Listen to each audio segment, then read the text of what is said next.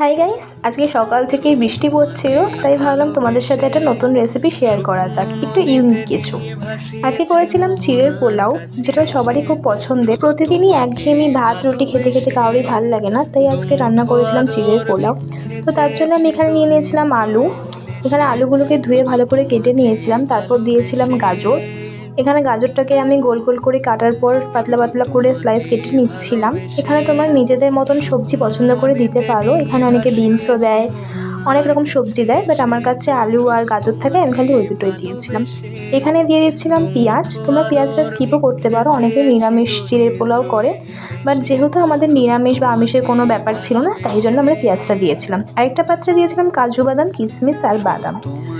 তারপর একটা পাত্রে আমি চিড়েটাকে ভালো করে ছেঁকে নিয়েছিলাম। ছাকার পর আমি কড়াইতে দিয়ে দিয়েছিলাম তেল, সাদা তেল এখানে দিয়েছিলাম। সাদা তেল দেওয়ার পর আমি এখানে কাঁচা চিনেবাদামগুলোকে একটুখানি ভেজে নিয়েছিলাম ডাল করে।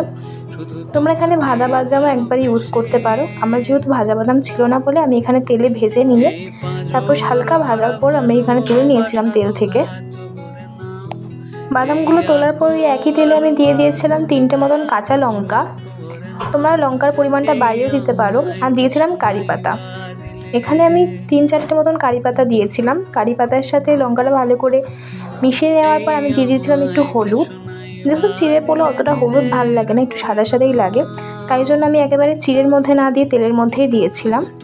তারপর ওই গরম তেলের মধ্যে আমি দিয়ে দিয়েছিলাম পেঁয়াজ।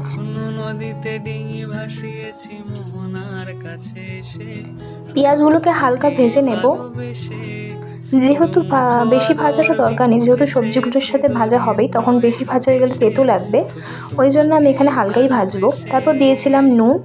নুনটা দিয়ে নিলে তাড়াতাড়ি ভাজা ভাজা হয়ে যাবে। ভালো করে নাড়ানোর পর আমি এখানে কেটে রাখা সবজিগুলো মানে আলু আর গাজরগুলো দিয়ে দিচ্ছিলাম আস্তে আস্তে। প্রথমেই বলেছিলাম বেশি ভাজার দরকার নেই, কারণ কি বেশি ভাজলে তেতো হয়ে যায় পেঁয়াজগুলো, তাই জন্য আমি হালকাই মতন ভাজছিলাম। এখানে ধুয়ে রাখা গাজর আর আলুগুলো আমি দিয়ে দিয়েছিলাম। শুকনো নদীতে ডিঙি ভাসিয়েছি মোহনার কাছে। তারপর আরেক জায়গায় আমি যে চিড়েগুলোকে ভালো করে ধুয়ে ছেঁকে নিয়েছিলাম, সেখানে একটু নুন আর একটু চিনি দিয়ে মাখিয়ে নিচ্ছিলাম।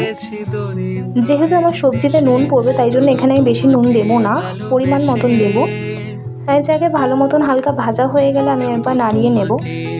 দেখে নেবো আলুগুলো সিদ্ধ হয়েছে নাকি। সেদ্ধ হয়ে গেলে ওই ভেজানো নুন আর চিনি মাখা চিড়েটা আমি এই সবজির মধ্যে দিয়ে দেবো। খেয়াল রাখতে হবে বেশি যেন চিড়েগুলো ভেঙে না যায়, তাহলে কিন্তু খেতে ভালো লাগবে না। চিড়ের সাথে তারপর ভালো করে এই আলু আর গাজরটাকে মিশিয়ে নেব। এখানে তারপর আমি কাজু বাদাম আর কিশমিশটা দিয়ে দিয়েছিলাম।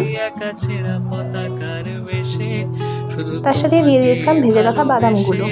বাদামগুলো দেওয়ার পর 3 থেকে 4 মিনিট ভালো করে ভাজা ভাজা করলেই কিন্তু রেডি হয়ে যাবে আমাদের টেস্টি এবং হেলদি চিড়ের পোলাও।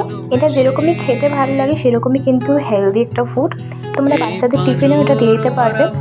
রেসিপিটা ভালো লেগে থাকলে লাইক করবেন এবং চ্যানেলটিকে সাবস্ক্রাইব করে পাশে থাকবেন, যাতে আমার চ্যানেলের প্রত্যেকটি নতুন ভিডিও নোটিফিকেশন সবার ফার্স্টে আপনার কাছে যায়। দেখা হবে নেক্সট একটা ব্লগে। বাই।